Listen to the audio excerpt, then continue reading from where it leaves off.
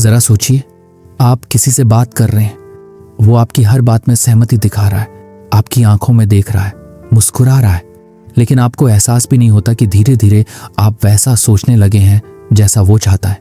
आपको लग रहा है कि ये आपकी पसंद है, आपके विचार हैं, पर असल में वो आपकी सोच को छू चुका है। धीरे धीरे बिना शोर किए उसने आपको कंट्रोल करना शुरू कर दिया है। यही है डार्क साइकोलॉजी। क्या है डार्क साइकोलॉजी? डार्क साइकोलॉजी कोई किताब नहीं, कोई थ्योरी नहीं, ये मानव मन की वे परछाई है जिसे हम अक्सर नजरअंदाज कर देते हैं, पर जो हर इंसान के अंदर कहीं ना कहीं छुपी होती है। ये वह कला है जिसके जरिए इंसान दूसरों के मन को पढ़ता नहीं, उस पर कब्जा करता है। Dark psychology is the art of control without the victim even realising it. Manipulation v influence. फर्क कहाँ है? हर इंसान किसी न किसी रूप में प्रभाव डालता है, बोलकर, देखकर, महसूस कराकर। लेकिन डार्क साइकोलॉजी का मकसद केवल असर डालना नहीं है, बल्कि किसी को अपने फायदे के लिए चालाकी से मोड़ना है। इन्फ्लुएंस कहता है चलो साथ चलें, मैनिपुलेशन कहता है तू सोचेगा भी वही जो मैं चाहूंगा। इंसानी दिमाग एक खुली किताब या एक खतरनाक भूल भुलैया। इंसानी दिमाग जटिल है लेकिन खुला भी। डार्क साइकोलॉजिस्ट इसी जटिलता का फायदा उठाते हैं। वो जानते हैं कौन सा डर किस इंसान को पिघला सकता है, कौन सी तारीफ किसे बांध सकती है, कौन सी चुप्पी कब तेज चिल्लाहट बन सकती है। एक अच्छा डार्क साइकोलॉजिस्ट कभी जोर से नहीं बोलता, वो चुप रहकर दिमाग में उतरता है। कौन होते हैं डार्क साइकोलॉजिस्ट? हर वो इंसान जो दूसरों की भावनाओं, कमजोरी और विश्वास का इस्तेमाल अपने मकसद के लिए करता है, वो डार्क साइकोलॉजिस्ट है। ये कोई डॉक्टर या प्रोफेसर नहीं, ये कोई भी हो सकता है। आपका बॉस, आपका पार्टनर, आपका सबसे अच्छा दोस्त, या कभी कभी आप खुद। डार्क साइकोलॉजी बाहर से नहीं आती, ये अंदर से जागती है। चेहरे के पीछे का सच बहुत बार लोग कहते हैं वो तो बहुत अच्छा है, सबका ख्याल रखता है। पर क्या आप जानते हैं जो सबसे ज्यादा अच्छा लगता है वही सबसे ज्यादा खतरनाक हो सकता है। डार्क साइकोलॉजिस्ट चेहरे नहीं दिखाता, वो भावनाएं ओढ़ता है। वो प्यार का झूठा दिखावा कर सकता है, डर दिखाकर कंट्रोल कर सकता है और गिल्ट देकर आपका आत्मविश्वास छीन सकता है। ये कैसे काम करता है? वो आपकी कहानियां सुनता है लेकिन खुद कुछ नहीं बताता। वो आपकी भावनाओं का विश्लेषण करता है जैसे डॉक्टर एक्सरे करता है। वो आपके वीक पॉइंट्स ढूंढता है और वहीं से खेल शुरू करता है। आपको लगता है आप अपनी मर्जी से चल रहे हैं, पर असल में आपकी सोच की डोर किसी और के हाथ में होती है। क्यों जानना जरूरी है? आज की दुनिया में जहां सोशल मीडिया, फेक रिलेशनशिप्स और कॉरपोरेट गेम्स चल रहे हैं, अगर आपने डार्क साइकोलॉजी नहीं समझी तो आप उसका शिकार बन सकते हैं। कभी अपने बॉस से ना नहीं कह पाते, कभी पार्टनर की ज्यादती चुपचाप सहते हैं, कभी कोई दोस्त बार बार आपकी भावनाओं से खेलता है, तो समझिए कहीं ना कहीं आप मैनिपुलेट हो रहे हैं। इससे कैसे बचें? सवाल करना सीखें। हर बात पर सहमत होना जरूरी नहीं। नो कहना सीखें। आपकी सहमति आपका हक है। भावनात्मक ताकत बढ़ाइए, खुद को समझिए, तभी कोई और आपको नहीं बदल पाएगा। ऑब्जर्व करें, किसी का टोन, आइज, पैटर्न सब कुछ बताता है। डर से बचने का एक ही तरीका है, डर को समझो। और डार्क साइकोलॉजी को समझना, उसी डर को पहचानना है। क्या आपने कभी सोचा है कि कोई आपकी सोच को चुपचाप कंट्रोल कर रहा हो? अगर आपको ये महसूस हुआ है तो इस वीडियो को लाइक करें, कमेंट में मैं जागरूक हूं लिखें। और अगली वीडियो में हम जानेंगे कि कैसे डार्क ट्रायड, नार्सिसिज्म, मैकियावेलियनिज्म और साइकोपैथी हमारे आसपास के लोगों को खतरनाक बना देता है। सब्सक्राइब करें और जानिए उन अंधेरे रास्तों को जो अक्सर मुस्कान की रोशनी में छिप जाते हैं। तैयार हैं? क्योंकि अब हम सिर्फ देखेंगे नहीं, समझेंगे भी। मैनिपुलेशन वो कला है जिसमें सामने वाला हंसता है और आप हार जाते हैं बिना जाने कि आप हारे कैसे। एक कहानी शुरुआत वहां से होती है जहां भरोसा होता है। एक लड़की थी, साधारण सी, मासूम, भरोसे से भरी। एक दिन उसकी जिंदगी में एक शख्स आया। बातों में मिठास थी, आंखों में आत्मविश्वास और चेहरे पर मुस्कान। ऐसा इंसान जिसे देखकर लगे बस यही तो चाहिए था जिंदगी में। धीरे धीरे वो उसके फैसले लेने लगा। वो क्या पहनेगी, किससे बात करेगी, क्या सोचेगी, सब कुछ उस पर निर्भर होने लगा। और उस लड़की को लगा वो मेरी परवाह करता है, वो मुझसे प्यार करता है, पर असल में वो उसे कंट्रोल कर रहा था। यही है मैनिपुलेशन की सच्चाई। मैनिपुलेशन का मनोविज्ञान क्या कहता है? मैनिपुलेशन यानी मानसिक नियंत्रण। एक ऐसा जाल जो भावनाओं से बुना जाता है, जहां सामने वाला खुद ही अपनी चाबी आपके हाथ में दे देता है और मुस्कुराता है। यह कोई सीधा हमला नहीं होता, ये एक धीमी लेकिन चालाकी भरी प्रक्रिया है। मैनिपुलेटर आपका भरोसा जीतता है, आपकी भावनाओं को समझता है और फिर उसी भरोसे और भावना का इस्तेमाल करके आपसे वही करवा लेता है जो वो चाहता है। ये कैसे काम करता है? डार्क मैनिपुलेटर्स कुछ खास साइकोलॉजिकल टेक्निक्स का इस्तेमाल करते हैं। एक, गैस लाइटिंग, आपकी सच्चाई को झूठा साबित करना। तुम्हें शायद गलत याद है, तुम हमेशा ओवर रिएक्ट करती हो। धीरे धीरे आपको अपने ही दिमाग पर शक होने लगता है। डू, गिल्ट ट्रिपिंग, मैंने तो सिर्फ तुम्हारे लिए किया था और तुम ये कर रहे हो। आप अपराध बोध में आ जाते हैं और अपना पक्ष नहीं रख पाते। 3, लव बॉम्बिंग, शुरुआत में इतना प्यार दिखाना कि आप पूरी तरह से उन पर निर्भर हो जाएं और फिर धीरे धीरे वही प्यार एक बंदिश में बदल जाए। 4, साइलेंट ट्रीटमेंट, बिना कुछ कहे आपको इमोशनली टॉर्चर करना ताकि आप खुद ही झुक जाओ। मैनिपुलेटर कैसे पहचानता है आपका कमजोर बिंदु? मैनिपुलेटर कभी सीधा हमला नहीं करता, वो पहले आपको ऑब्जर्व करता है। वो देखता है कि आप किस बात पर भावुक होते हैं, आपको क्या चीज डराती है, आपको किसकी जरूरत है, प्यार, सराहना, सुरक्षा, और फिर उसी जरूरत को हथियार बना देता है। हर इंसान की एक दरार होती है और मैनिपुलेटर बस वहीं से अंदर आता है। क्या यह जानबूझकर किया जाता है? बहुत बार हाँ। कई लोग बचपन से ही सीख जाते हैं कि दूसरों को कैसे कंट्रोल किया जाए, घर के माहौल से, समाज से, अनुभवों से। लेकिन कई बार ये अनकॉन्शियस भी होता है। कोई इंसान जाने अनजाने में दूसरों को गिल्ट फील करवाता है, इमोशनली ब्लैकमेल करता है, क्योंकि वो खुद अपने डर से जूझ रहा होता है। इसलिए हर मैनिपुलेटर बुरा नहीं होता, पर हर मैनिपुलेशन खतरनाक जरूर होता है। रिश्तों में मैनिपुलेशन का सबसे गहरा असर वहां होता है जहां सबसे ज्यादा प्यार होता है।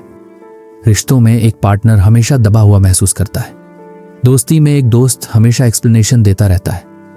परिवार में एक सदस्य हमेशा गलत साबित होता है और वो समझ भी नहीं पाता कि उसकी गलती असल में थी ही नहीं। कैसे बचें इससे? अपनी भावनाओं को पहचानें। अगर किसी के साथ रहकर आप बार बार गिल्टी, कंफ्यूज्ड या पावरलेस महसूस करते हैं, रुकिए, सोचिए, नो कहना सीखिए। अगर आपको डर लगता है ना कहने में, तो जानिए आप शायद मैनिपुलेशन में हैं। बाउंड्रीज सेट कीजिए। हर रिश्ते में सीमाएं होनी चाहिए। प्यार के नाम पर खुद को खो देना हेल्थी नहीं है। सवाल कीजिए, क्यों मैं हमेशा सॉरी कहता हूं? क्यों मेरी राय नहीं मानी जाती? क्यों मैं खुद को गलत मानने लगा हूं? इन सवालों में ही आपके जवाब छुपे होते हैं। याद रखें, मैनिपुलेशन तब शुरू होता है जब आप सवाल करना छोड़ देते हैं। इसलिए सोचिए, समझिए और अपने मन का मालिक खुद बनिए।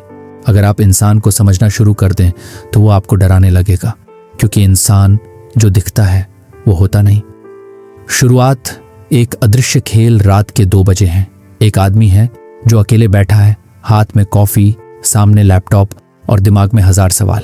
वो सोच रहा है कि क्यों उसका दोस्त अचानक दूर हो गया, क्यों उसके बॉस ने मीटिंग में उसे नजरअंदाज कर दिया, और सबसे बड़ा सवाल, क्या उसमें कोई कमी है या लोग ही बदल जाते हैं?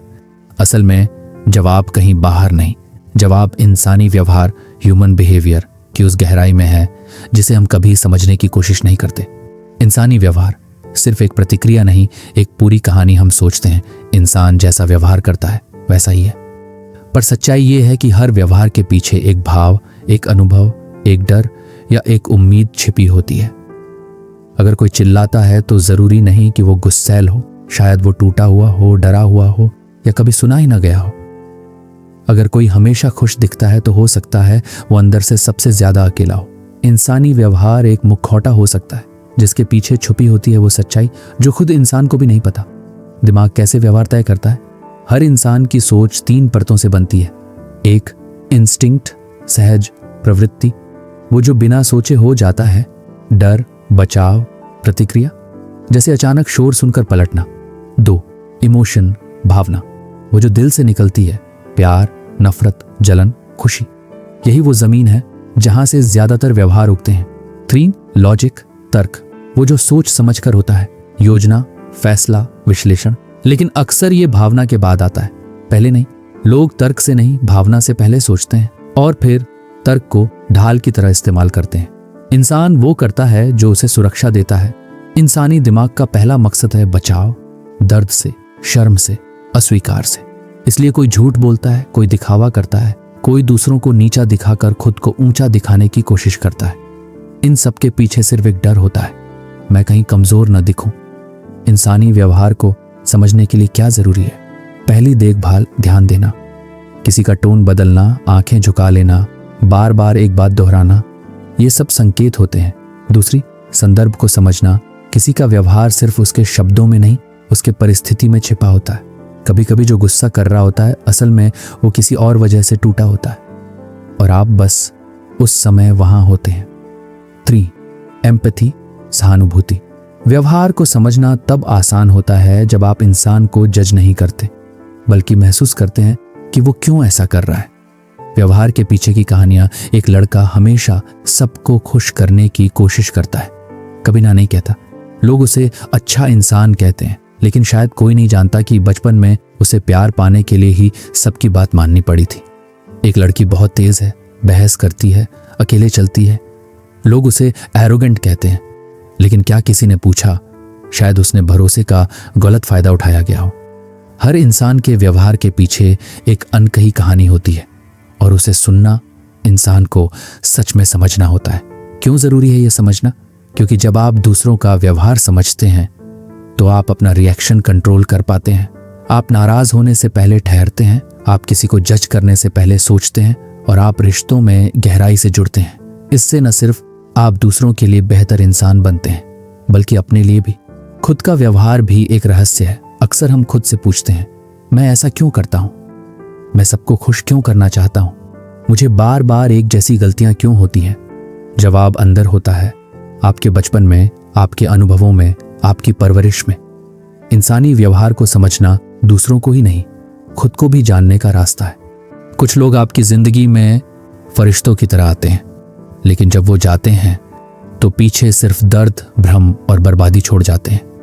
यही होते हैं डार्क ट्रायड के लोग। प्रस्तावना, चेहरे जो दिखते कुछ हैं, होते कुछ और हैं। आप कभी ऐसे किसी इंसान से मिले हैं जो बेहद आकर्षक था?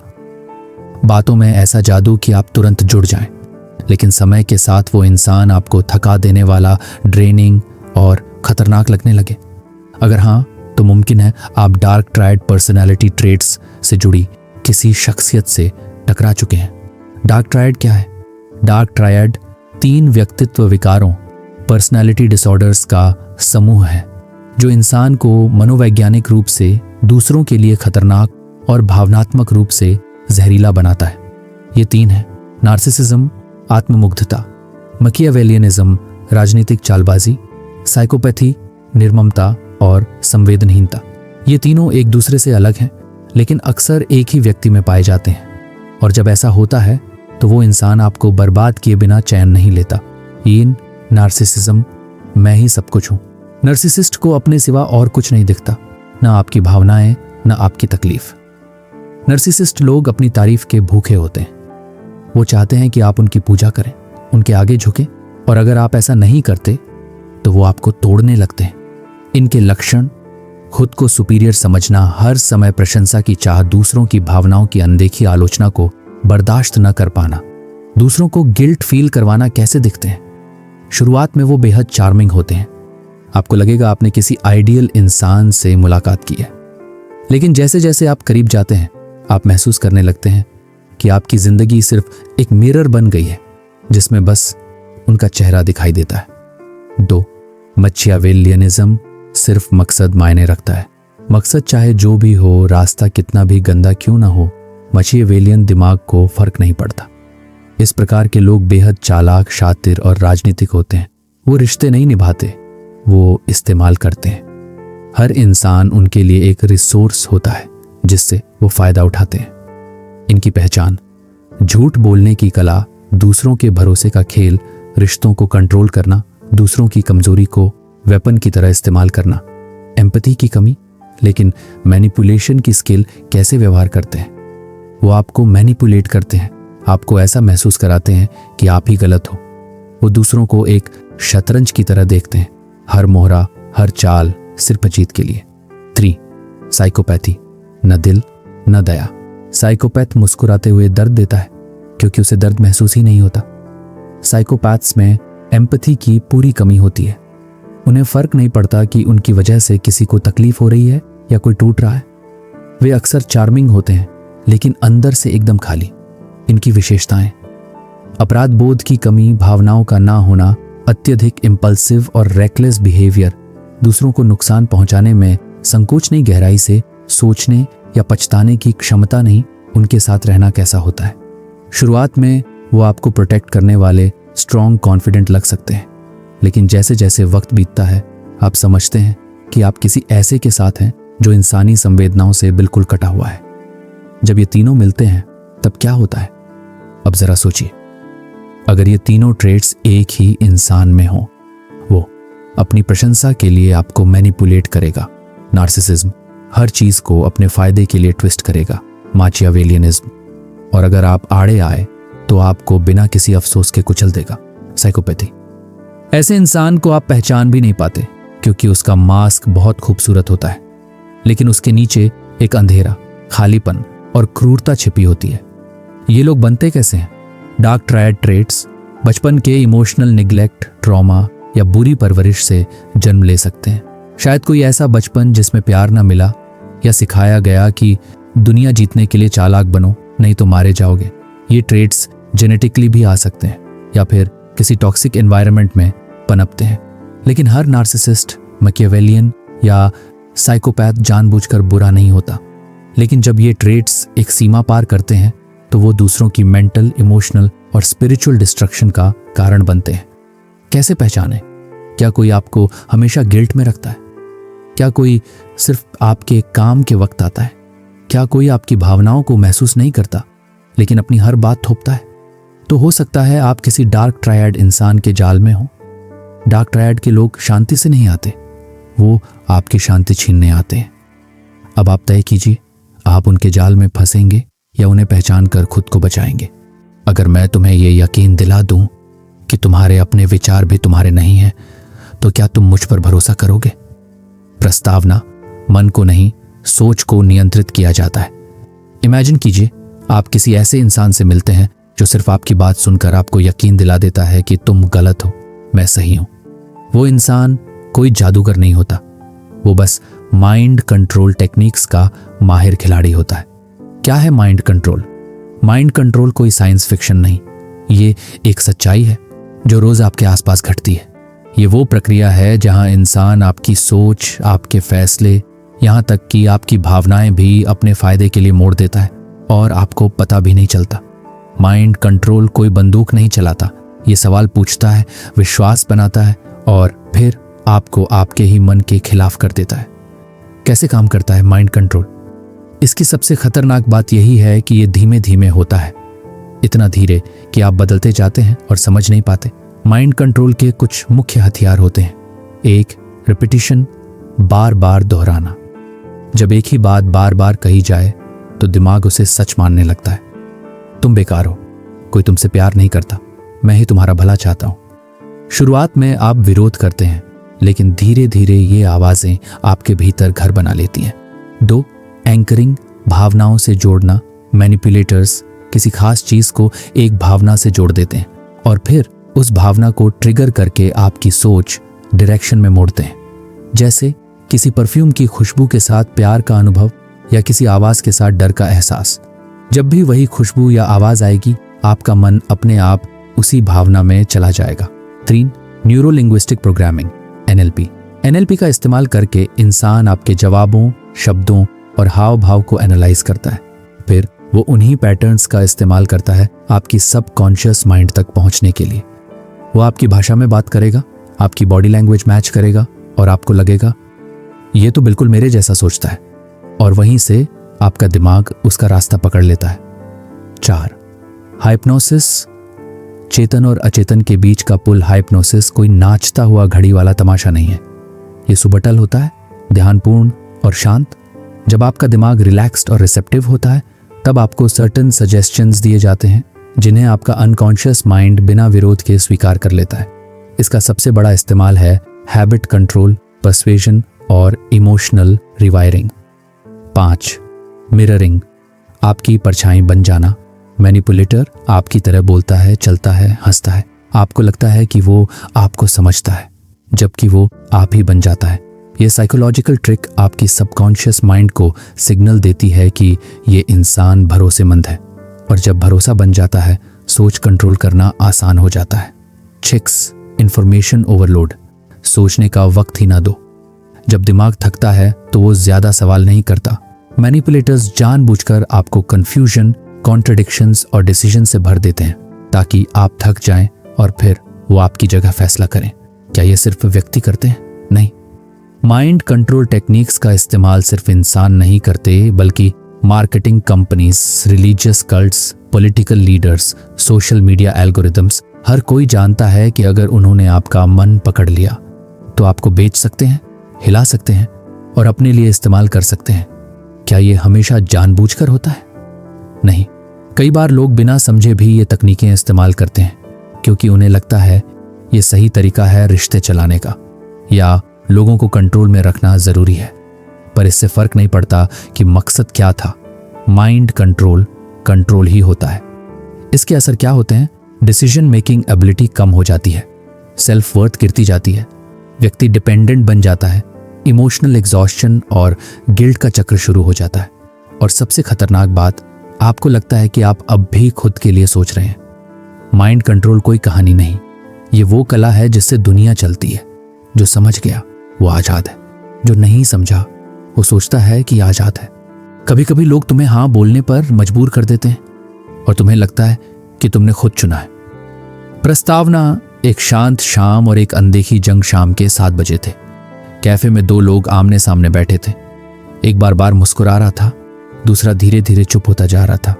बातें शुरू हुई थीं एक आसान से सवाल से, चलो मेरी बात मान लो ना, तुम्हारे ही भले के लिए कह रहा हूं। देखते ही देखते वो बातचीत एक ताना, एक अपराध बोध, एक डर और फिर एक चुप में बदल गई। ये सिर्फ एक राय नहीं दी गई थी, ये कोवर्शन था। जब सामने वाले ने हाँ तो कही, लेकिन मन में ना चीख रही थी। पर्सुएशन और कोवर्शन में फर्क क्या है? दोनों का मकसद है आपको किसी काम के लिए तैयार करना, पर तरीका अलग होता है। पर्सुएशन प्रेरणा, प्रभाव, आपको जानकारी दी जाती है, विकल्प दिए जाते हैं, आपकी सोच को समझा जाता है, फैसला आपका होता है। कोवर्शन दबाव, मजबूरी, डर दिखाया जाता है, अपराध बोध दिलाया जाता है, संबंध या सम्मान का इस्तेमाल किया जाता है, फैसला दिखता है आपका, पर असल में होता उनका। क्या आपको कभी परसुएट किया गया है? बिल्कुल। जब कोई दोस्त आपको एक किताब पढ़ने के लिए मनाता है या कोई गुरु एक नई सोच सिखाता है जहां आपकी सहमति स्वस्थ सोच से आती है, तो वह परसुएशन होता है। ये स्वतंत्र सोच को प्रोत्साहित करता है। कोवर्शन कैसा दिखता है?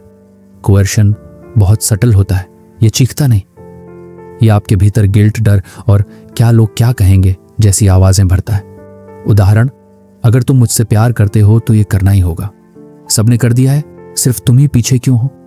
तुम हमेशा मुझे शर्मिंदा करते हो, अगर तुम मना करोगे तो मुझे छोड़ना पड़ेगा। यहां आप हाँ तो कहते हैं, लेकिन हर हाँ के साथ आप थोड़ा और टूटते हैं। रिश्तों में कोवर्शन अक्सर वहीं होता है जहां विश्वास होता है। रिश्तों में, परिवार में, दोस्ती में, क्योंकि वहां इमोशनल लेवरेज सबसे ज्यादा होता है। पार्टनर कहे तुम मुझसे प्यार नहीं करते, अगर माँ बाप कहें हमने तुम्हारे लिए सब किया, अब तुम्हारा फर्ज है। दोस्त कहे तू मेरा सच्चा दोस्त है, तो मना कैसे करेगा? और आप न कहने की हिम्मत नहीं जुटा पाते। मनोवैज्ञानिक असर कोवर्शन सिर्फ एक दबाव नहीं, ये आपकी खुद की सोच, पसंद और इच्छा को धीरे धीरे मार देता है। आत्मसम्मान कम होने लगता है। मैं तो बस लोगों की हाँ में हाँ मिलाने वाला हूं वाली भावना बनती है। अंदर एक गिल्ट बैठ जाता है, क्या मैं बुरा इंसान हूं अगर मना कर दूं? और ये चक्र कभी नहीं रुकता, क्योंकि एक बार किसी ने आपके ना को कुचल दिया तो हर अगली हाँ में आपकी आत्मा थोड़ी और दम तोड़ती है। कोवर्शन में भी होती है मुस्कान। कोवर्शन सिर्फ गुस्से या गाली से नहीं आता, कई बार ये आता है मुस्कुराहट में लिपटा हुआ। वो कहेगा तुम जैसा कहोगे वैसा होगा, लेकिन फिर धीरे धीरे आपसे वही करवाएगा जो वो चाहता है। वो बोलेगा तुमसे बेहतर कौन समझेगा मुझे, पर जब आप ना कहेंगे तो वो एकदम बदल जाएगा। असली आजादी क्या है? असली आजादी है न कह पाने की आजादी, जहां आप किसी की बात सुने, सोचें, महसूस करें और फिर अपनी मर्जी से हाँ या ना कहें। परसुएजन आपको सोचने देता है, कोएर्शन आपको सोचने से रोक देता है। जिंदगी में सब कुछ हाँ कह देना सहूलियत हो सकती है, पर हर हाँ आपकी आत्मा की कीमत पर ना हो, ये समझना जरूरी है। जो इंसान आपकी भावनाओं को अपने फायदे के लिए मोड़े, उससे खुद को बचाना ही आत्मसम्मान की पहली लड़ाई होती है।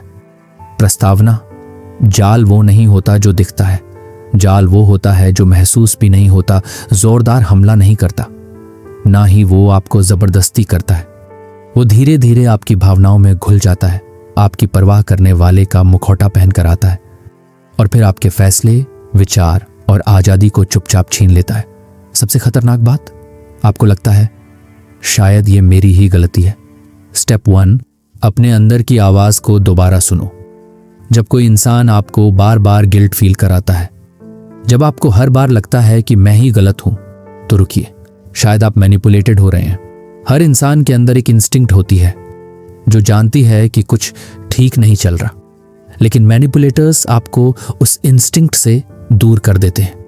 वो आपको कंफ्यूज करते हैं, आपकी सोच को तोड़ते हैं। पहला स्टेप है अपने गट फीलिंग पर भरोसा करना, फिर से शुरू कीजिए। स्टेप 2, इमोशनल ट्रिगर्स को पहचानो। मैनिपुलेटर जानता है कि आपको गिल्ट, प्यार या डर से कैसे कंट्रोल किया जाए। मैं तो सिर्फ तुम्हारे भले के लिए कह रहा हूं, तुम हमेशा सेल्फिश ही रहे हो, अगर तुमने ना कहा तो मैं खुद को नुकसान पहुंचा दूंगा। जब कोई इंसान आपके इमोशन को लॉजिक से ऊपर रखते तो सतर्क हो जाइए। अपने ट्रिगर्स को पहचानिए। क्या आप जल्दी गिल्ट महसूस करते हैं? क्या आपको बार बार अफसोस दिलाया जाता है? अगर हाँ, तो आप शिकार बन सकते हैं। स्टेप 3, नो कहने की ताकत वापस लो। मैनिपुलेशन वहीं फलता है जहां ना कहना मना होता है। मैनिपुलेटर आपके अंदर डर भर देता है कि अगर आपने मना किया तो वो आपसे नाराज हो जाएगा या फिर आपको अकेला छोड़ देगा। लेकिन सच्चा रिश्ता कभी धमकी की जरूरत नहीं रखता। ना कहना आपके कैरेक्टर की कमजोरी नहीं, आपकी क्लैरिटी की निशानी है। ना कहना शुरू करो, भले ही छोटी बातों पर। प्रैक्टिस करो और देखो कैसे मैनिपुलेटर्स धीरे धीरे आपसे दूर होने लगते हैं। स्टेप 4, बाउंड्रीज बनाओ और उनसे समझौता मत करो। मैनिपुलेटर्स आपकी बाउंड्रीज तोड़ते हैं। वो बार बार आपको पुश करेंगे, आपसे ज्यादा लेने की कोशिश करेंगे। बस इस बार मान लो, मैं तो तुम्हारा ही हूं, तुम्हारे अलावा मेरा है ही कौन। ये बातें सुनने में मीठी लगती हैं, लेकिन ये वही मिठास है जो जहर में घोली जाती है। बाउंड्रीज का मतलब है मैं तय करूंगा कि कौन मेरी स्पेस में आएगा और कितना आएगा। जिस दिन आपने ये तय कर लिया, आपकी जिंदगी का डायरेक्शन बदल जाएगा। Step 5, clear communication. भ्रम की दीवार तोड़ दो। मैनिपुलेटर एम्बिग्युइटी का इस्तेमाल करता है। वो बातों को तोड़ मरोड़ कर पेश करता है, आपको कंफ्यूज करता है ताकि आप सच और झूठ में फर्क ना कर पाओ। आपको चाहिए सीधी, साफ और स्पष्ट बातचीत। तुमने ऐसा कहा था, अब बदल क्यों रहे हो? अगर तुम्हें मेरी फीलिंग्स का सम्मान है तो मुझे गिल्ट क्यों दिला रहे हो? ये तुम्हारा फैसला है या मेरी सहमति का दिखावा? जैसे ही आप शब्दों को तेजी से और साफ तौर पर रखने लगते हैं, मैनिपुलेटर की पकड़ कमजोर पड़ने लगती है। स्टेप 6, पैटर्न को देखो, इवेंट को नहीं। मैनिपुलेटर कभी एक बार में नहीं दिखता, वो धीरे धीरे पैटर्न बनाता है। हर बार आप ही सॉरी कहते हो, हर बार आप ही एक्सप्लेन करते हो, हर बार आप ही समझौता करते हो। देखिए, क्या ये एक इवेंट था या पैटर्न बन चुका है? पैटर्न को पहचानिए, वही सच्चाई है। स्टेप 7, सपोर्ट सिस्टम बनाओ। मैनिपुलेशन वहीं ज्यादा असर करता है जहां व्यक्ति अकेला होता है। मैनिपुलेटर आपको सबसे अलग कर देता है ताकि आप सिर्फ उसी पर निर्भर हो। इसलिए सबसे जरूरी है एक इमोशनल सपोर्ट सिस्टम बनाना। दोस्त, परिवार, कोई मेंटोर या कोई ऐसा जिसे आप खुलकर सब बता सकें, क्योंकि अकेले आप शिकार बन सकते हैं, लेकिन साथ में आप सच्चाई देखना शुरू कर देते हैं। मैनिपुलेटर आपको तोड़कर भी मुस्कुराता है। वो आपकी सहमति को आपकी चॉइस कहकर पेश करता है। वो आपको आपके ही खिलाफ कर देता है और फिर कहता है मैंने तो कुछ किया ही नहीं। पर अब आपको समझना है, जो चुपचाप आपकी आत्मा को कंट्रोल कर रहा है, उससे शांति से दूरी बना लेना ही सबसे बड़ा प्रतिरोध है। अगर आप खुद को पहचानने लगे हैं तो दुनिया आपको फिर से मैनिपुलेट नहीं कर सकेगी। यह सिर्फ हैकिंग कंप्यूटर की नहीं होती, सबसे बड़ी हैकिंग इंसान की होती है, उसके सोचने के तरीके की, उसके भरोसे की।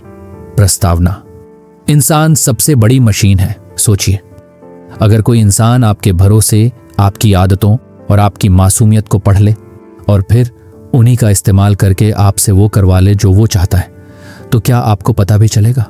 नहीं। इसी खेल को कहते हैं सोशल इंजीनियरिंग। सोशल इंजीनियरिंग क्या है? सोशल इंजीनियरिंग कोई कंप्यूटर या हैकिंग टर्म भर नहीं है। ये एक साइकोलॉजिकल टेक्निक है जिसमें इंसान दूसरों के बिहेवियर, ट्रस्ट और इमोशंस को मैनिपुलेट करता है।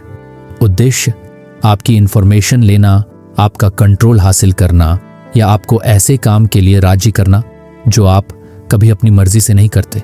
Difference between manipulation and social engineering. Manipulation ज्यादा पर्सनल लेवल पर होता है। सोशल इंजीनियरिंग एक स्ट्रक्चर, एक सिस्टम, एक स्ट्रैटेजी के साथ होता है। जैसे कोई आर्टिस्ट माइंड को स्कल्प्ट कर रहा हो। सोचिए, एक सेल्समैन, एक कल्ट लीडर, एक हैकर या कोई चालाक दोस्त, ये सब सोशल इंजीनियरिंग के तरीके अपनाते हैं क्योंकि उन्हें पता है इंसान का माइंड कैसे काम करता है। सोशल इंजीनियरिंग की कोर टेक्निक्स अब जानते हैं, वो टेक्निक्स जिनसे इंसान को मोहरे की तरह चलाता है। एक, प्रीटेक्स्टिंग, झूठी कहानी के पीछे की सच्ची चाल। इसमें अटैकर कोई बिलीवेबल स्टोरी बनाता है। वो खुद को कोई अथॉरिटी फिगर, हेल्पलेस विक्टिम या कोई इंटरनल इंसान दिखाता है। जैसे, मैं बैंक से बोल रहा हूं, आपका अकाउंट वेरीफाई करना है। सर, मैं IT डिपार्टमेंट से हूं, आपके सिस्टम में इश्यू है। पॉइंट यह है कि वो पहले आपके ट्रस्ट को हैक करता है, फिर आपके माइंड को। 2, फिशिंग, जहां क्यूरियोसिटी ही ट्रैप बन जाती है। ईमेल, मैसेज या कॉल जो अर्जेंसी, डर या लालच दिखाकर आपको एक्शन लेने पर मजबूर करती है। आपका पासवर्ड लीक हो गया है, तुरंत चेंज करें। आपने इनाम जीता है, लिंक पर क्लिक करें।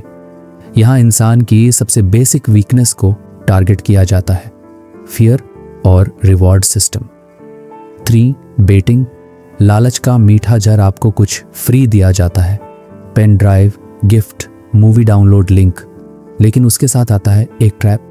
बिल्कुल वैसे ही जैसे इंसान को अटेंशन, लव या फेम का लालच देकर इन्फ्लुएंस किया जाता है और बाद में उसकी प्राइस उससे वसूली जाती है। 4, टेल गेटिंग, भावनाओं के सहारे अंदर घुसना। कोई दरवाजा खुलवाता है, कहता है ID भूल गया, प्लीज अंदर जाने दो, और आप मान जाते हैं। इसी तरह रिश्तों में भी लोग इमोशनल सिंपैथी दिखाकर आपके कंफर्ट जोन में घुसते हैं। फिर एक दिन पता चलता है आपका दरवाजा खुला तो था, पर उसके अंदर जहर भरा हुआ था। 5, रेसिप्रोसिटी, एहसान का बंधन। मैंने तुम्हारे लिए ये किया था, अब तुम इतना भी नहीं कर सकते मेरे लिए। एक छोटा सा एहसान और इंसान एथिकल ट्रैप में फंस जाता है। जैसे सेल्समैन पहले एक छोटी गिफ्ट देता है, फिर एक बड़ी चीज खरीदने का दबाव डालता है। ये एक मानव मनोविज्ञान का हथियार है क्योंकि इंसान एहसान चुकाना चाहता है, चाहे कीमत कितनी भी हो। सोशल इंजीनियरिंग सिर्फ हैकर्स नहीं करते, इसका इस्तेमाल करते हैं पॉलिटिशियंस, भावनाओं को मैनिपुलेट करके वोट्स लेने के लिए। मार्केटर्स, आपको भरोसा दिलाकर प्रोडक्ट बेचने के लिए। कल्ट लीडर्स, आपकी आइडेंटिटी तोड़कर नई आइडेंटिटी बनाने के लिए। टॉक्सिक लवर्स, इमोशनल डिपेंडेंसी बनाकर कंट्रोल के लिए। ये हर जगह है, घर में, ऑफिस में, व्हाट्सएप पे, सोशल मीडिया पर। क्यों काम करता है ये सब? क्योंकि इंसान भरोसा करना चाहता है, दूसरों की मदद करना चाहता है, रिजेक्शन से डरता है, ग्रुप से अलग नहीं होना चाहता और इंस्टेंट रिवॉर्ड से आकर्षित होता है। सोशल इंजीनियर्स इन्हीं डिजायर्स का इस्तेमाल करते हैं और फिर धीरे धीरे इंसान की सोच अपनी जेब में रख लेते हैं। क्या कर सकते हैं आप? 1, अवेयरनेस, सब पर भरोसा छोड़ो। हर बात पर यकीन करना इनोसेंस नहीं, खतरा है। लर्न टू आस्क, क्यों ये मुझसे ये मांग रहा है? डू, पॉज एंड थिंक, तुरंत जवाब मत दो। कोई भी सिचुएशन जो अर्जेंसी बना रही हो वो जाल हो सकती है। धीरे चलो, सोचो, फिर जवाब दो। 3, इमोशनल मैनिपुलेशन को पहचानो। कोई अगर गिल्ट दिला रहा है या लव बॉम्बिंग कर रहा है तो पूछो, क्या ये मेरी फीलिंग्स को समझ रहा है या उन्हें हथियार बना रहा है? 4 बाउंड्रीज बनाओ और एनफोर्स करो। हर कोई भरोसे के लायक नहीं होता और हर किसी को सेकंड चांस देना नोबिलिटी नहीं, स्टुपिडिटी भी हो सकता है। सोशल इंजीनियरिंग एक मानसिक खेल है जिसमें सामने वाला प्लेयर बन जाता है और आप बनते हैं रिमोट कंट्रोल्ड इंसान। वो आपकी कहानी लिखता है, आप उसे जीते हैं। लेकिन अगर आप खेल को समझ जाओ, तो आप खुद अपनी स्क्रिप्ट के लेखक बन सकते हो। यह प्यार नहीं था, यह सिर्फ एक खेल था जहां मैं हारता रहा और उसे जीतते रहना अच्छा लगता था। प्रस्तावना प्यार में जहर होता है जब उसमें मैनिपुलेशन हो। प्यार जिसे हमने सबसे पवित्र भावना माना, वही जब किसी के कंट्रोल और मैनिपुलेशन का हथियार बन जाए तो इंसान रिश्ते में होकर भी बिल्कुल अकेला महसूस करता है। मैनिपुलेशन एकदम से नहीं आता, वो धीरे धीरे रिश्ते के नाम पर आपके मन, सोच और आत्मा को मोड़ता है। रिलेशनशिप मैनिपुलेशन क्या होता है? मैनिपुलेशन तब होता है जब कोई व्यक्ति आपको गिल्ट फील कराकर अपनी बात मनवाए, आप पर इमोशनल प्रेशर डाले, आपको धीरे धीरे आइसोलेट कर दे और सबसे ज्यादा आपको ये यकीन दिला दे कि सब आपकी ही गलती है। ये एक ऐसा साइकोलॉजिकल जाल होता है जहां आपकी ना को तोड़कर हाँ में बदला जाता है और आप सोचते हैं शायद यही प्यार है। पहचानिए मैनिपुलेटिव रिलेशनशिप की साइंस। 1, गैसलाइटिंग। जब आपको आप पर ही शक हो जाए, तुम तो हमेशा ओवर रिएक्ट करते हो, ऐसा कुछ हुआ ही नहीं, तुम्हारी याददाश्त खराब है शायद। वो आपको बार बार ये यकीन दिलाते हैं कि जो आपने महसूस किया वो हुआ ही नहीं। धीरे धीरे आप खुद पर भरोसा करना छोड़ देते हैं। 2, साइलेंट ट्रीटमेंट। जब खामोशी सजा बन जाए, गलती चाहे उनकी हो या आपकी, वो बात नहीं करेंगे, आपको इमोशनल टॉर्चर देंगे। आप बेचैन हो जाएंगे, माफी मांगेंगे, बस उन्हें वापस पाने के लिए। यही होता है कंट्रोल, बिना कुछ कहे आपकी मानसिक शांति छीन लेना। 3, लव बॉम्बिंग। शुरुआत में बहुत ज्यादा प्यार, रिश्ते की शुरुआत में वो आपको अटेंशन, गिफ्ट्स, कॉम्प्लीमेंट से भर देते हैं। आप सोचते हैं यही सच्चा प्यार है, लेकिन जैसे ही आप इमोशनली अटैच हो जाते हैं वो बदल जाते हैं। अब वो वही चीजें छीन लेते हैं और आप दिन रात वही अटेंशन पाने के लिए लड़ते हैं। 4, ब्लेम शिफ्टिंग। जब हर गलती आपकी बन जाए, वो चीट करते हैं पर आपको कहते हैं तुम्हारे कारण हुआ, तुमने मुझे पुश किया। वो गुस्सा करते हैं और आपको गिल्ट फील कराते हैं। हर लड़ाई के बाद आप ही सॉरी कहते हैं और हर बार आप थोड़ा और टूटते हैं। 5, इमोशनल ब्लैकमेल। प्यार को डर बना देना। अगर तुमने ऐसा नहीं किया तो मैं खुद को मार लूंगा। तुम्हें पता है मेरी एंजाइटी है, फिर भी तुम मुझसे बहस करते हो। मैं तुम्हारे बिना जी ही नहीं सकता। अब फैसला तुम्हारा है। ये प्यार नहीं, इमोशन के नाम पर गिल्ट का जाल है। इसके साइकोलॉजिकल असर क्या होते हैं? डिसीजन लेने की शक्ति खत्म हो जाती है, सेल्फ वर्थ धीरे धीरे गिरती है, anxiety, depression and identity loss. शायद मैं प्यार के लायक ही नहीं वाली भावना। मैनिपुलेटिव रिश्ते शरीर नहीं, आत्मा को तोड़ते हैं। क्यों लोग नहीं निकल पाते ऐसे रिश्तों से? क्योंकि मैनिपुलेटर आपको अलग कर देता है दोस्तों से, आप में डिपेंडेंसी पैदा करता है, आपकी इमोशनल मेमोरी को हाईजैक कर लेता है और फिर आपको ये भरोसा दिलाता है मेरे बिना तुम कुछ नहीं हो। और इस धोखे को इंसान प्यार समझने लगता है। कैसे करें खुद को सुरक्षित? 1, बाउंड्रीज तय कीजिए और उनसे समझौता मत कीजिए। अगर कोई आपकी स्पेस, सोच या मन को बार बार प्रेस कर रहा है तो वो प्यार नहीं, डोमिनेशन है। 2, ना कहने से डरिए मत। आपका ना आपकी रक्षा है। जो रिश्ता ना से डर जाए वो कभी हाँ का सम्मान नहीं करेगा। 3, सपोर्ट सिस्टम बनाइए, दोस्त, थेरेपिस्ट या परिवार। किसी को बताइए। अकेले चुप रहना मैनिपुलेटर की सबसे बड़ी जीत है। 4, पैटर्न देखिए। प्रॉमिस नहीं, वो 100 बार कहेंगे मैं बदल जाऊंगा, लेकिन अगर बिहेवियर नहीं बदला तो शब्दों की कोई कीमत नहीं। मैनिपुलेशन के रिश्ते में आप प्यार नहीं करते, आप सरवाइव करते हैं। लेकिन रिश्ते में सर्वाइवल नहीं, सहयोग, सम्मान और आजादी होनी चाहिए। कुछ लोग बहस नहीं करते, वो सिर्फ इस बात का इंतजार करते हैं कि पापा को आज जाओ कब चुप हो और वो कब हावी हो। प्रस्तावना शब्द सिर्फ बोलने के लिए नहीं होते, काबू पाने के लिए भी होते हैं। हर दिन हम बातचीत करते हैं, रिश्तों में, ऑफिस में, दोस्ती में, लेकिन कभी आपने महसूस किया है कि कोई इंसान बातों में ही आपको थाम लेता है? न जोर से बोलता है, न गाली देता है, लेकिन हर बार आप खुद को डिफेंसिव पाते हैं। हर बार आप खुद को गलत समझते हैं। हर बार आप बोलते हैं लेकिन सुने नहीं जाते। यही होती है कंट्रोलिंग कॉन्वर्सेशन। ये होता क्या है? कंट्रोलिंग कॉन्वर्सेशंस एक सटल माइंड गेम है जहां सामने वाला इंसान आपकी सोच को दबा देता है, आपकी आवाज को ट्विस्ट कर देता है और फिर खुद को जीतता हुआ दिखाता है। आपकी ही बातों से यह मनोवैज्ञानिक हिंसा है। जो बिना हाथ उठाए आपको कमजोर कर देती है। कैसे पहचाने कि कोई कॉन्वर्सेशन कंट्रोल कर रहा है? 1, इंटररूप करना, बीच में बोलकर डोमिनेंस दिखाना। हर बार जब आप कुछ कहते हैं वो बीच में कूद जाता है और आपकी बात पूरी होने नहीं देता। ये एक सिग्नल है, तेरी बात मायने नहीं रखती, मेरी रखती है। 2, टॉपिक को मोड़ देना ताकि जवाबदेही से बच सके। आप कुछ कहें वो कुछ और उठा लेता है। आप कहें, तुमने मेरी बात पर ध्यान क्यों नहीं दिया?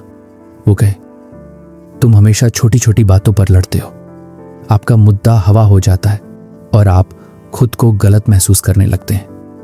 3, ओवर टॉकिंग, वॉल्यूम और स्पीड से दबा देना। कभी कभी वो इतना तेज और लगातार बोलते हैं कि आप अपनी बात कहने की हिम्मत ही खो देते हैं। ये स्ट्रैटेजी है आपकी आवाज को शोर में डुबो देने की। शोर, सार्केज्म और मॉकरी, आपकी बात को हल्का बना देना। आप कहें, मुझे ये चीज बुरी लगी। वो बोले, ओह, अब तुम भी सेंसिटिव हो गए क्या? आप हंस देते हैं, लेकिन अंदर से आप शट डाउन हो चुके होते हैं और अगली बार आप सोचते हैं, कहूं या ना कहूं। 5वां, गिल्ट ट्रिपिंग, आपको ही गलत ठहराना। तुम्हारी वजह से ये हालत हुई। मैं तो ठीक था, पर तुमने माहौल बिगाड़ दिया। अगर तुम मुझसे प्यार करते तो ये बात नहीं कहते। ये सब इमोशनली डिजाइंड सेंटेंसेस हैं जो आपको डिफेंसिव मोड में डालते हैं। अब आप सच बोलते नहीं, सिर्फ जस्टिफाई करने लगते हैं। 6, विक्टिम बन जाना, सिंपैथी लेकर कंट्रोल करना। आप किसी मुद्दे पर स्टैंड लें और वो अचानक दुखी, टूटा हुआ, रोता हुआ बन जाए। अब आप मुद्दा भूलकर उसे संभालने लगते हैं। आप दोषी नहीं थे, पर आपने माफी मांग ली क्योंकि वो बात को इमोशनल हाईजैक कर चुका था। क्यों करते हैं वो लोग ऐसा? पावर चाहिए, ईगो सेटिस्फाई करना है, खुद की गलती छिपानी है, कंट्रोल की लत लग चुकी है, या वो सिर्फ इमोशनल मैनिपुलेटर है। असर क्या होता है? आपकी सेल्फ कॉन्फिडेंस गिरती है, आप अपनी बात कहने से डरने लगते हैं, कम्युनिकेशन टॉक्सिक बन जाता है, आप धीरे धीरे यस पर्सन बन जाते हैं, जो कुछ भी बोले सिर्फ सुनता है, सहता है और दबता है। कैसे रोकें ऐसी कॉन्वर्सेशंस? 1, स्टॉप बोलने की हिम्मत रखो। अगर कोई बार बार इंटरप्ट करे, कहिए, मैं पूरी बात कह लूं, फिर सुन लीजिए। आपका बोलना ही पहली लड़ाई है। 2, टॉपिक से मत भटको, वो कोशिश करेगा मुद्दा बदलने की। आप कहिए, पहले इस बात पर बात पूरी करें, बाकी बात बाद में। क्लैरिटी और फोकस, यही आपकी ढाल है। 3, वॉल्यूम से मत लड़ो, साइलेंस से जवाब दो। जब वो ज्यादा बोले, तेज बोले, आप शांत हो जाइए, क्योंकि लाउडनेस कॉन्वर्सेशन नहीं जीतती, अवेयरनेस जीतती है। 4, सार्केज्म पर सीधा सवाल उठाओ, तुमने जो कहा वो मजाक था या मेरे इमोशंस की अनदेखी? जब वो आपकी बात को मजाक बनाए तो सीरियसनेस से उसे मिरर दिखाइए। 5, विक्टिम ड्रामा को पहचानो। अगर हर बार जब आप कुछ बोलते हैं वो रोने, चिल्लाने या टूटने लगता है, तो रुकिए, ये एम्पैथी नहीं मांग रहा, ये अटेंशन और कंट्रोल मांग रहा है। याद रखिए, कंट्रोलिंग कॉन्वर्सेशन कोई आर्ग्यूमेंट नहीं, ये एक डोमिनेशन टूल है। जो इंसान हेल्थी रिलेशनशिप चाहता है वो आपकी बात सुनेगा, समझेगा और जवाब देगा। जो इंसान बस जीतना चाहता है वो आपको हर शब्द से नीचा दिखाना चाहेगा।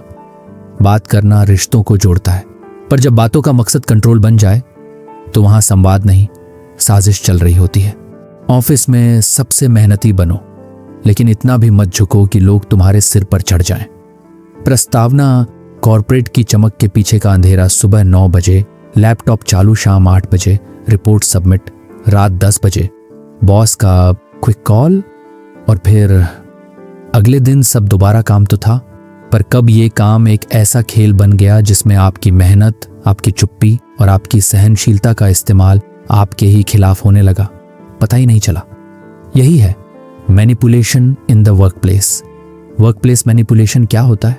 ये तब होता है जब आपके सहकर्मी, सीनियर या यहाँ तक कि पूरा सिस्टम आपकी मेहनत का श्रेय खुद ले ले, आपको गिल्ट फील कराकर ओवरटाइम करवाए, आपको टीम प्लेयर बोलकर बाउंड्री तोड़वाए या आपकी साइलेंस को परमिशन समझ ले। वर्कप्लेस मैनिपुलेशन कोई गाली या लड़ाई नहीं होती, ये एक कल्चर बन जाता है जहां कुर्सियों की हंसी के पीछे एक्सप्लॉयटेशन छुपा होता है।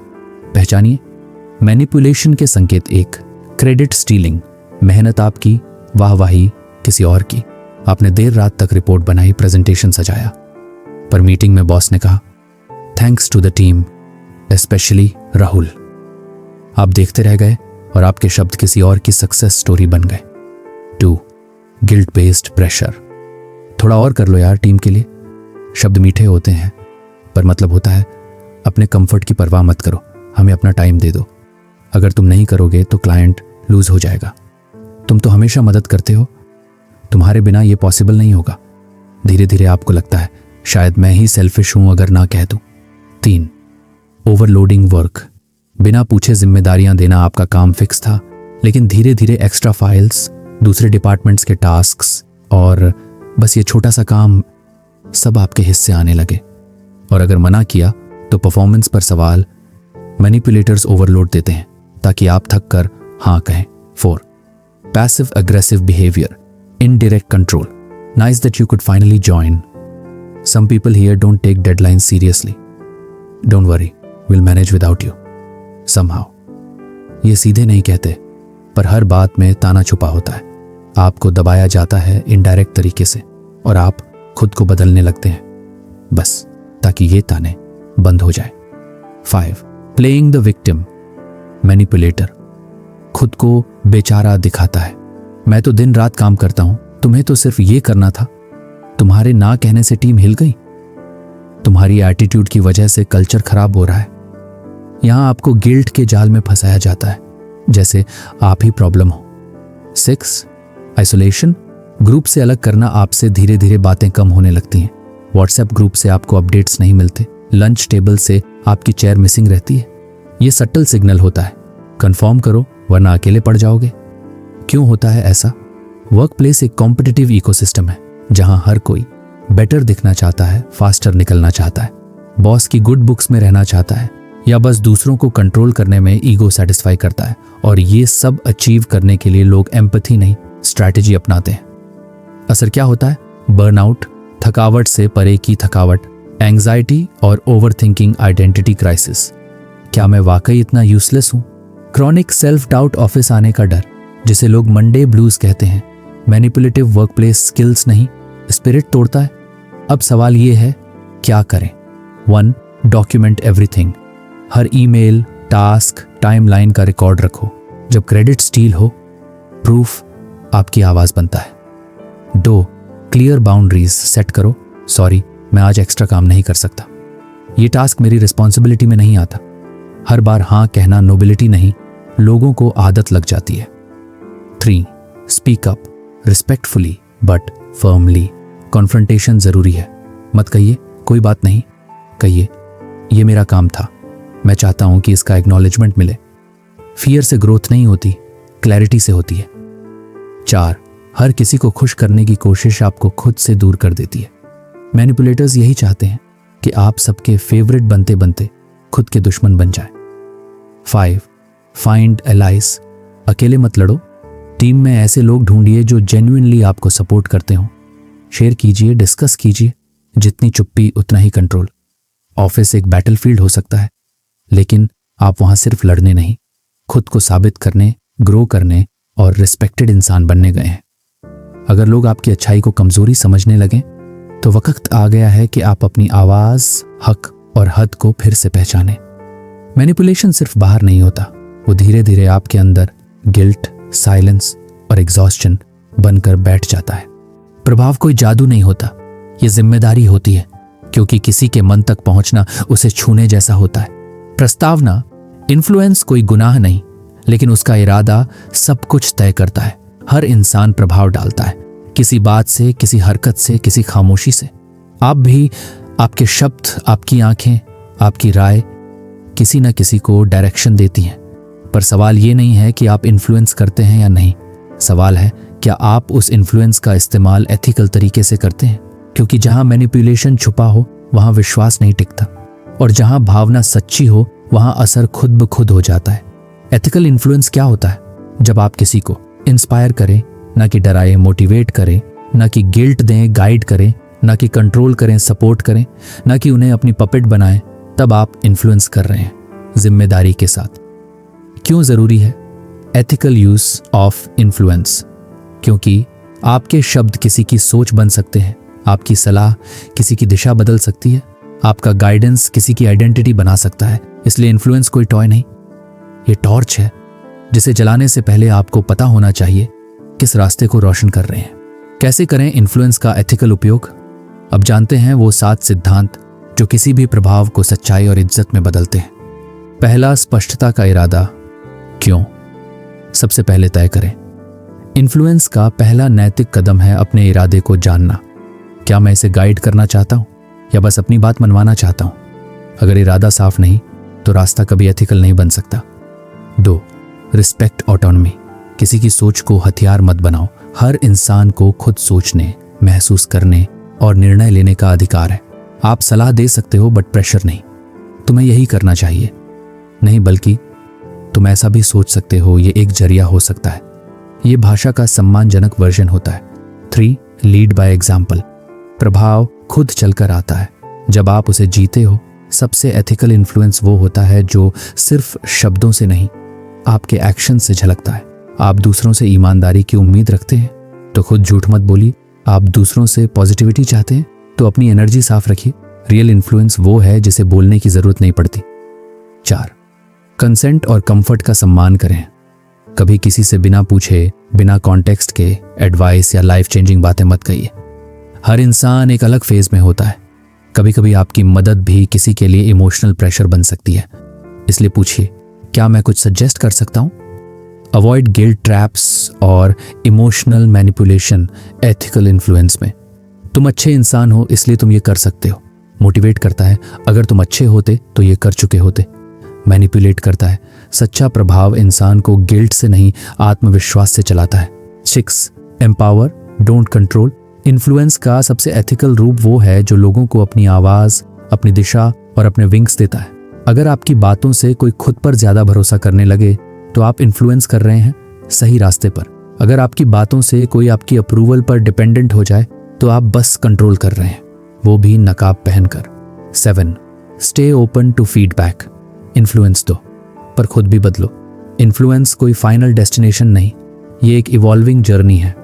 कभी कोई कहे आपकी बात हर्टफुल थी या आपने ये इम्पोज किया, तो सुनिए, एथिकल इन्फ्लुएंसर वो होता है जो खुद भी फीडबैक अब्सॉर्ब करता है। एक कहानी, सर प्रकाश और उनका असर। सर प्रकाश एक स्कूल टीचर थे। उन्होंने कभी किसी बच्चे पर डिसीजन नहीं थोपा, ना कभी डर दिखाया। वो बस एक लाइन कहते थे, तुम सोच सकते हो, तुम कर सकते हो।